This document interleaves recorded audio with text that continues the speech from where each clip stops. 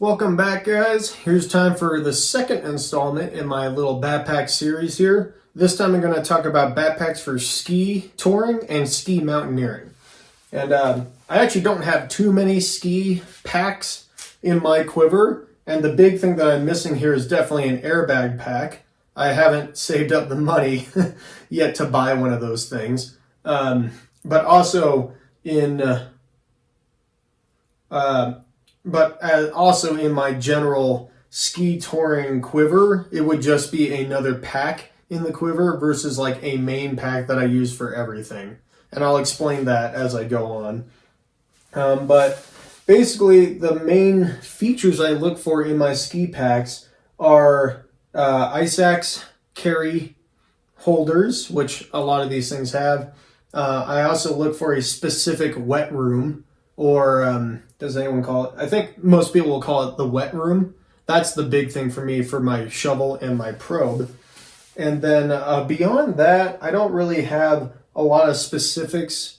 Some people get really specific about their ski mountaineering packs, which makes total sense. But for me, I'm a bit more of a generalist. I do prefer, if possible, this is not a deal breaker, but if my packs offer the ability to either A-frame or diagonal carry across them, I like having the options to choose one or the other. But if I were to choose which one, I would probably go for the diagonal carry more than the A-frame personally. So there's some airbag specific packs out there where you're not allowed to A-frame your skis on them because it'll mess with the deploying of the airbag. So most of those packs, you only have the option to diagonal ski carry on the back. And I think nowadays that's kind of my preferred method. And so I don't have a problem with that, but other people may. They do still have some airbag packs where you can do A-frame. So if that's something that you really care about, then you might want to, do your research into the pack. Even though I don't own an airbag pack, I have definitely used a number of them before because of working with some sort of professional ski operations, like in patrol, we would be issued airbag packs and stuff like that. So I still have ones that I like and preferences. I just don't own any yet. Going across kind of the core quiver right here, the main pack that I use for day in, day out ski touring is this thing. This is the Cirque 35. I used to have a Cirque 30 pack too, but I found that I kind of like 35 liters a bit more. And that's because at ski guiding, you have to kind of carry a lot with you. You have your medical kit, extra things, or you have a repair kit. And as a guide, I have a decently robust ski repair kit that can also work a little bit for split boards. But I carry a pretty robust kit, whereas if you're out with just your friends or whatever, you may have less amount of gear or nothing. But, a number of those ski specific things do come in handy, which are pretty nice. What I mostly like about this pack is it's versatile. Again, you have your double tool carry. You have this big loop right here for a diagonal ski carry. You also have options for a A-frame carry, so you can do whatever you want. I love how simple it is. It is literally, just a tube right there. Yeah, it's built like an alpine pack, and I guess that's what I like about it. And then it has a separate wet room right here, so that is where I can put my shovel handle, my blade, and my probe. And no matter how stuffed the pack is, I can still get to it, and it's out of the way of all my other stuff. So it's kind of like an alpine pack that has just a few specific ski elements inside of it. So yeah, this is definitely my main day-to-day touring around Tahoe pack.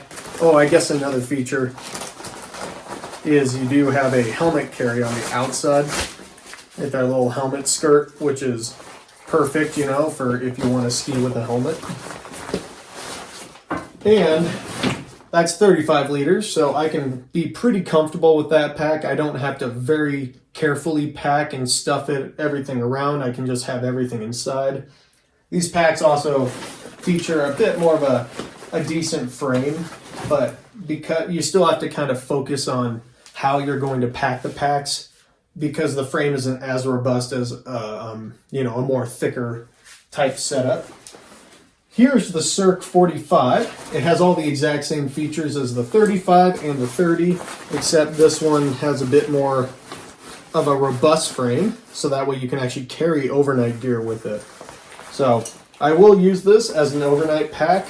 I mean, it's 45 liters, so that's more than enough. And it's mostly an overnight pack when I'm only bringing overnight stuff, so my tent or whatever shelter I have. Maybe I use my rescue tarp as my shelter, which I also have to carry in that every day. And I can have my sleeping bag and, you know, my pad and all that stuff in here, along with the usual ski stuff. If we are doing a little bit of rope action, I could put a rad line on top. Depending on how packed this thing is, I could even put the rad line inside and how much rad line I'm carrying. Yeah, I think you could definitely do a 2-day tour of Mount Baker with this pack, with, you know, everything you need to be comfortable. I think you could spend 3 days on Baker with this thing. And I even talked to another guy who uses this pack on the Sierra High Route even. And, you know, that's like a 6-day traverse with a 45-liter pack because you have your gear so dialed. So 45 liters will get you through quite a bit, even in the colder temperatures of ski mountaineering land. And it kind of just depends on how much you're willing to work with. Another example of a pack that I don't really use too much is this BCA Stash 20. I like their Stash 30. It's basically the same pack, only bigger. Only allows for A-frame carry. You can have ice axe right here. This one features a separate zipper pocket for your shovel and probe and all that. And then you have your main compartment right here. It's just really small and tight. So I'll often use this pack as my big spring ski tour adventure style pack because you don't have to carry as many clothes in the spring. It's also nice that it has the entire back panel that opens up. So if you're a big fan of that, you can open up the entire contents of your pack with the back panel. For those of you who are also looking at carrying avalanche equipment in a ski resort, so if you're, you know, in Palisades after a big snowstorm or any of these resorts with a high amount of avalanche terrain, and you want to just carry a beacon on you and have a shovel and probe because you want to ski in the trees and you're worried about tree wells or even creating a small slide, this is a good pack for in the resort. I can carry the shovel and the probe easy. I can have this pocket for, I guess, whatever else I want. And it's still super small. You can make it even smaller right here and just have that equipment with you, even if you are in the resort. It's useful. It's not my main pack, but it gets around. It gets used a lot. So yeah, looking at kind of the season that these things work into, I can use this pack any time of the year for any ski tour.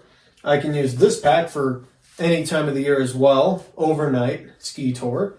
I use this pack for really tiny ski tours. This could technically be any time of the year, but really tiny ski tours when I'm not carrying all the extra guiding stuff that I have to carry, or really big, you know, days of skiing in the backcountry or even just in a resort on a high danger day. Basically what I'm saying is all three of those packs can be employed anytime during the season, but you definitely see the smaller pack more around springtime. And then if I did have a inflatable avalanche pack, where would that kind of fit into this quiver? And for me, in the area that I live in, I would see the inflatable pack as kind of a December, January, February sort of backpack. You could, depending on the snow year, you could take December out of there, but for sure January and February, when we have kind of the height of avalanching sort of potential. So it's more of a, I'm out there, you know, so many days a year, ski guiding and whatnot, that my increased exposure is going to catch up with me. And that's where the airbag pack would be really nice. You know, if you're just out in that terrain, it's so much more likely to happen. And so if I bring that airbag pack out in kind of the height of snow, weather, winter, avalanche season, I can have that ready to go. For the most part, if I'm just doing single day touring, I you know, it doesn't really matter for the extra weight or the loss of room in the pack. When I get into multi-day touring, I probably will not bring that unless it's very particular circumstance. But more likely than not, I'm going to stick with this backpack for multi-day tours. As we get into March, and this could be halfway through March, it could be we have to wait until April, you know, it depends on the year. I may transition to different backpacks, like going into this pack again, just as when the snow is showing signs of being more stable in the mountains. Now, this isn't something where I'm like, this week I'm in this pack, this week I'm in that pack, because I kind of hate doing that. It's more of this month I'm in this pack, and this month I'll go to this one. And that's easier to move everything back and forth. That's just me personally. If you just ski tour every day and you're only out for the day and you live in a place like Alpental, then yeah, it makes a lot of sense to just use an avalanche pack, you know, like every day you're out. But if you start moving into ski mountaineering and multi-day tours and stuff like that, that's when you have to kind of increase your pack usage. And along with those lines, here's the final pack I have for multi-day ski tours. This doesn't look like a ski pack, and that's because it's not. This is the Mountain Hardwear Directissima 55. So it's 55 liters. It's a great multi-day pack right there. And I'd say it's a pretty true 55 liters. This pack is built more for expedition climbing, but it has a lot of good carryovers to the world of multi-day ski tours. So, for example, when I guided the Sierra High Route this year, I used my Mission 45, which isn't a ski pack at all. It's an alpine climbing pack. And that was actually the last serious thing I used that pack for. I was retired afterwards. But by kind of shifting to a bigger pack, it makes something like a 6-day ski traverse a bit more manageable when you're carrying, you know, your 15-degree sleeping bag and your tent and your layers and all the food we brought. So what I'm looking for there is kind of the carrying capacity. I flip this around. There's a huge, robust frame on this pack. The hip belt is giant. It has this little like shifting belt too to help you with your comfort while moving. The straps are padded. There's full adjustment right here. So this backpack is built for carrying heavy loads.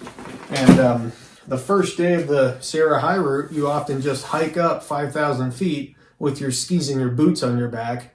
So it's kind of nice to have a bit more comfort, as well as like you're just spending the rest of the entire traverse with this thing on your back. So it is really great to have extra comfort with carrying those loads when you're self-supported. Another great thing about this pack is it has a pocket right here for your shovel and your probe. So that's in the expedition world, you know, you have to carry avalanche gear. But also in the multi-day ski touring world, that gives you a lot of options right there. So I may choose on some of those really demanding ski tours, I may choose a backpack that's more expedition focused in order to carry the weight, carry the comfort, have enough space. And I just don't actually use a ski specific pack. So don't rule that out, especially when you're getting into, if you need like a 75 liter pack, then go expedition style. Well guys, thanks for my quick little ski, backcountry ski packs here video. Please comment if you have any additions that you like to do. I always like to hear about that. Or if you have other options for backpacks here. I had a BCA, Black Diamond, Mountain Hardwear. Those are kind of like good ski packs that I like.